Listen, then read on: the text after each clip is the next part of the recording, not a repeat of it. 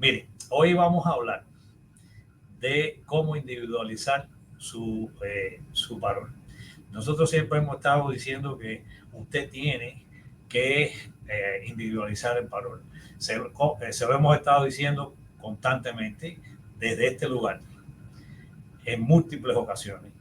Y hoy le vamos a decir cómo usted puede individualizar su caso usando reglas muy simples que se están establecidas dentro de la ciencia del derecho y la investigación social por miles de años ya. Cuando yo hablo de la individualización de los casos, y le he dicho que raramente puede usted no encontrar razones para creerse una víctima de la sociedad totalitaria o la injusta sociedad donde usted ha vivido por muchos años, es porque usted no ha analizado a veces su propia vida, porque usted a veces no sabe ni siquiera escribir cuál ha sido su verdadera biografía de sujeción a la dictadura totalitaria, en este caso la más común dentro de la clientela nuestra, la dictadura totalitaria comunista del Partido Comunista de Cuba por más de 66 años. Si usted analiza su vida retrospectivamente, se da cuenta que usted ha sido toda su vida, mientras vivió dentro de la sociedad totalitaria del Partido Comunista de Cuba, un esclavo de los comunistas. Y usted tiene muchísimas maneras de individualizar su caso. Voy a utilizar para eso las simples reglas de un maestro del derecho de la antigüedad, un abogado hispanista, o de lo que vino a ser después España, un abogado romanista de la ciudad de Calahorra, alguien a que yo siempre le tengo amplia admiración, Quintiliano y sus 7 preguntas esenciales. ¿Qué es lo que usted tiene que contestar en una solicitud de asilo? Justamente las reglas que sigue Quintiliano. Quintiliano estableció estas reglas, estas preguntas que vienen a usted a ayudarle para precisar en el formulario de asilo por qué usted ha sido víctima de la represión de la sociedad totalitaria de la que usted ha escapado y por qué razón usted puede establecer un buen caso de asilo político. Lo primero que usted tiene que buscar es y preguntarse y responderse a sí mismo: ¿quién eres? ¿Quién eres tú? ¿Cuáles son de dónde saliste? ¿Quién tú eres? ¿Cómo te llamas? Y sobre todo, cuando vayas a hacer la descripción de lo que pasó, tienes que decir quién fue la persona que te persiguió. La persona que te persiguió no es, como me dicen mucho, la policía. No, la policía es qué. Usted tiene que decir quién dentro de la policía fue. Generalmente es el caso del jefe de sector que le ha hecho a usted la vida un trapo por alguna razón que usted puede explicar. Yo he oído casos, por ejemplo, y este es un caso cierto, de una persona que dijo que la persona que había entrado a su casa el día julio 11, y yo vi el video, no me estaban mintiendo, el día 11 de julio entró a su casa, el jefe de sector me dijo su nombre, junto con 2 individuos más que eran parte de la fuerza policial, y los redujeron a golpes delante de su hijo, que filmaba con un teléfono. Eso lo vi yo, para que cortaran los altoparlantes que estaban poniendo todo el tiempo la canción Patria y Vida.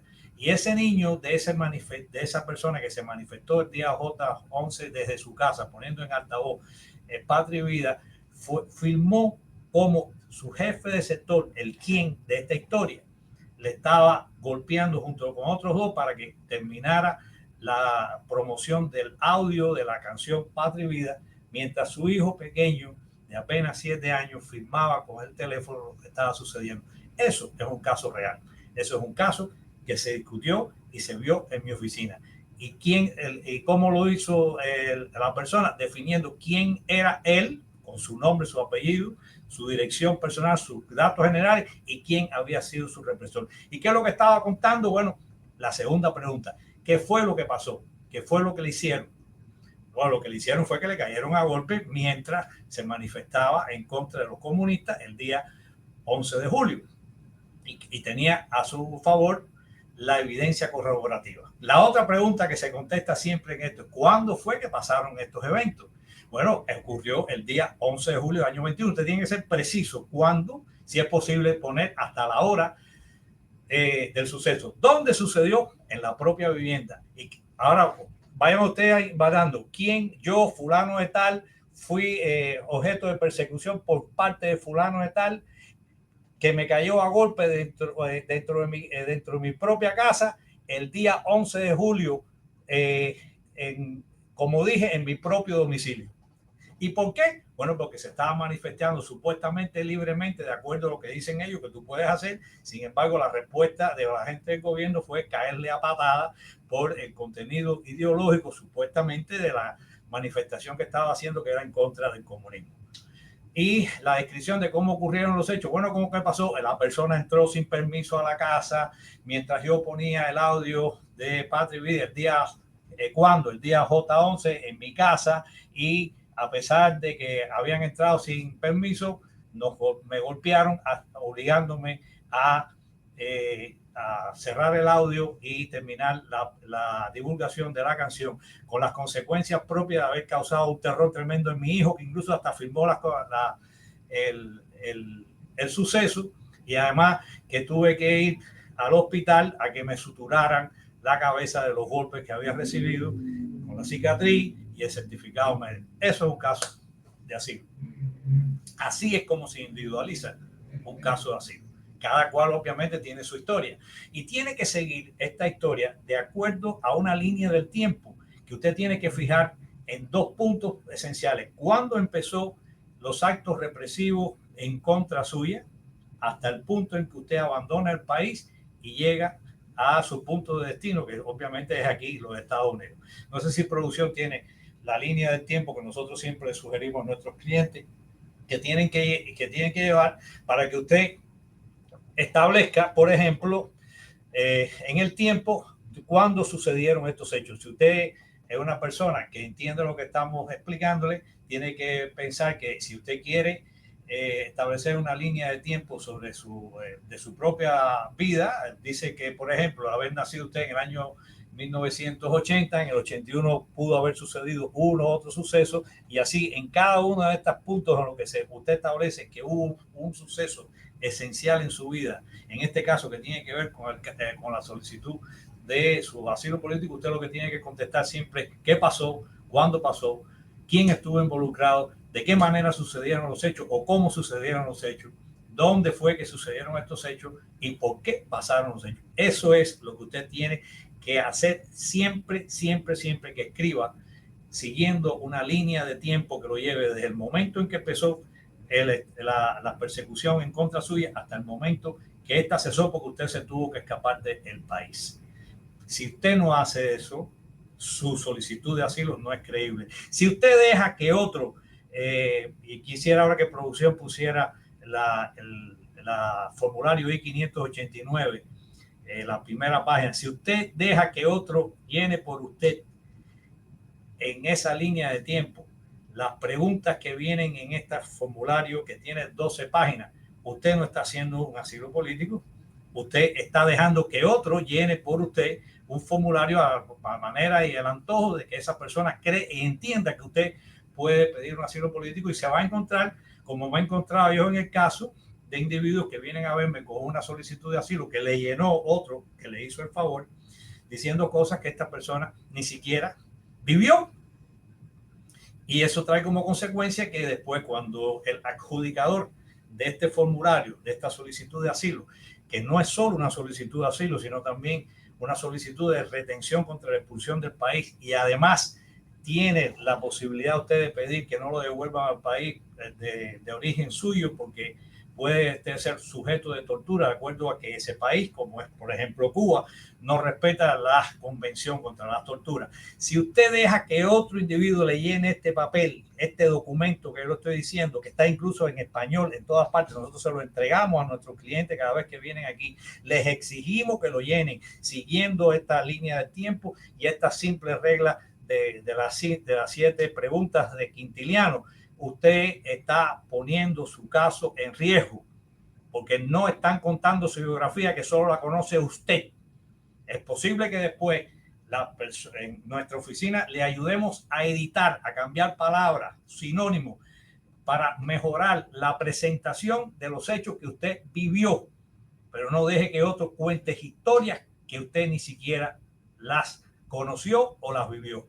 He tenido gente aquí que dice que cuando les leo el asilo dice, pero si yo nunca he sido cuentapropista, u otros me dicen, pero si la labor fundamental mía fue justamente la de ser cuentapropista y que me quitaron a mí, me ponían multas justamente porque era un cuentapropista próspero que ayudaba a las personas, que le daba incluso de comer a algunos desamparados, y nada de eso está puesto en mi solicitud de asilo. Le digo, bueno, porque usted no fue simplemente la persona que la llenó, usted dejó que alguien se la llenara y le pusieron quizás los hechos de uno se los pusieron al otro en el lugar a donde usted lo hizo. Por eso siempre les recomendamos que nunca vaya a las esquinas a buscar asesoría legal, ni en TikTok, ni en las redes sociales, sino frente y cuando usted se encuentra con un profesional del derecho que ha estudiado justamente para no solo hacer este tipo de solicitudes en nombre suyo utilizando la herramienta fundamental del abogado, que es la palabra, sino además que lo pueda representar en las cosas que usted le ha contado a través de esta planilla de asilo a su abogado. Si usted vamos a la página 5, por favor, producción, es ahí. Si usted puedes ampliar un poquito, por favor, para que vean que las preguntas de las que yo estoy haciendo referencia son las mismas que vienen en el formulario. Ahí dice la primera pregunta: ¿usted o su familia o amigos cercanos o colegas han sufrido alguna vez maltrato o amenazas en el pasado por parte de alguna persona? ¿Sí o no? Y la primera pregunta es: ¿qué sucedió? Quintiliano. ¿Cuándo? Quintiliano. ¿Quién? El Quinti otra vez. Y finalmente, ¿por qué cree usted que estas cosas ocurrieron? Eso es lo que usted tiene que hacer. No dejar que otros le llenen a usted la planilla de asilo. Que sea usted quien explique cuántos de estos eventos sucedieron para que usted tuviese la necesidad imperiosa de escapar del terror al que fue sometido por la persecución totalitaria de la dictadura o del lugar de donde usted venga. Y también puede utilizar, además de haber sido perseguido usted por la opinión política, que generalmente es la válida, hay también razones raciales, por motivos de religión o de nacionalidad, cuando usted es la minoría dentro del país donde vive. Pero como nosotros estamos hablando fundamentalmente para cubanos, también venezolanos y nicaragüenses, la razón esencial, porque todos en nuestros países de América somos una mezcla de todas las cosas, no creo que haya hoy día persecución por razones de nacionalidad, aunque sí puede darse el caso en países como donde hay una cultura todavía indígena prevalente, como es Guatemala, México, Perú, Chile, Bolivia, en esos países. Pero fundamentalmente las razones por las que nosotros, los hispanos, venimos acá y pedimos asilo político es por razones de opinión política, y también porque a veces pertenecemos a grupos sociales particulares, que es una definición muy amplia, pero que a veces se reduce con un concepto bien definido por parte de la elaboración propia de un abogado, de explicar por qué hay un grupo social particular al que usted pertenece que es objeto de persecución y de represión por parte de los agentes del gobierno del sitio donde usted vive. Ejemplo, nosotros hemos, y si puedes poner el concepto de grupo social, esto es un ejemplo claro y me lo han pedido a médicos, amigos míos, que hable de este tema. Miren, nosotros hemos podido, a través de esta definición legal del grupo social, que es un grupo que comparte características en común, que es innato e inmutable a ese grupo, por ejemplo, que todos son médicos, que es fundamental de ese grupo la identidad a través de la condición, que puede ser como creencias religiosas o morales, o practicar una profesión en específico, que es un grupo que es reconocido socialmente en el país de origen. Los médicos son reconocidos como una de las profesiones más queridas en el país de origen, sobre todo en Cuba. Y nosotros, a través de estas particularidades propias de los médicos que cumplen misiones obligados a veces por parte del gobierno y la dictadura de Cuba en el exterior, hemos podido, ya es suficiente con esto, la producción, hemos podido ganar casos de médicos que han sido sujetos de represión, no solo porque fueron obligados a cumplir una misión a la que no querían participar, sino que además cuando trataron de escaparse de esas misiones fueron objeto de persecución por parte de las autoridades del país donde fueron a cumplir esas misiones médicas. Específicamente en el caso de Venezuela, hemos tenido un médico que a través de la definición del grupo social de médicos que cumplen misiones por parte del gobierno de Cuba fueron objeto de persecución por parte de la Guardia Nacional de Venezuela, y probadas las circunstancias en que lo fueron, a través de evidencias corroborativas podemos lograr que le dieran asilo político a ese médico. Eso constituye un precedente.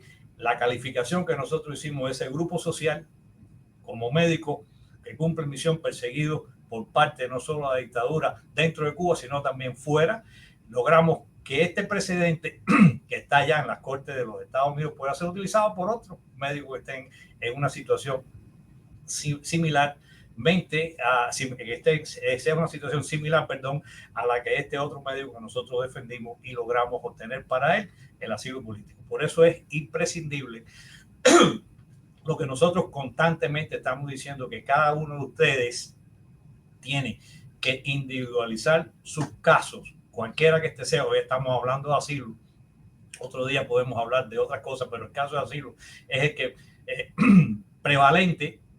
El propio formulario que le ofrece el gobierno de los Estados Unidos para que usted explique por qué tiene usted la capacidad o la posibilidad de pedir asilo, sigue las mismas reglas que le estamos explicando de investigación social establecidas y creadas por el maestro Quintiliano desde hace más de 2000 años, contestando esta simple pregunta que aparece en el propio formulario de solicitud de asilo político, y el que insistimos, no deje nunca nadie le llene, sino que sea usted quien conteste esas preguntas, y después la persona que le va a asistir, que siempre debe ser un abogado, le ayude a editar, conformar y poner en su mejor luz la explicación que usted está dando, pero no deje que otro lo escriba por usted. Eso se llama individualizar el caso utilizando las simples reglas de las preguntas de Quintiliano, las 7 que hemos explicado hoy y que a veces a mí se me olvida repetir en su totalidad, pero siempre son qué pasó,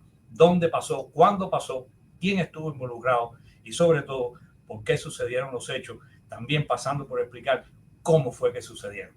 Si usted es capaz de poner 2 o 3 eventos esenciales en su vida en la que usted fue objeto de persecución, diciendo dónde, cuándo y cómo sucedieron los hechos, usted es muy probable que tenga una línea segura de defensa para su caso de asilo, y la credibilidad suya, la suya, que es quien tiene que declarar, porque nosotros no podemos declarar por usted frente al juez, contestar las preguntas del gobierno, sean de carácter creíble y sostenible, y usted clara y convincentemente pueda demostrar que usted es un perseguido político.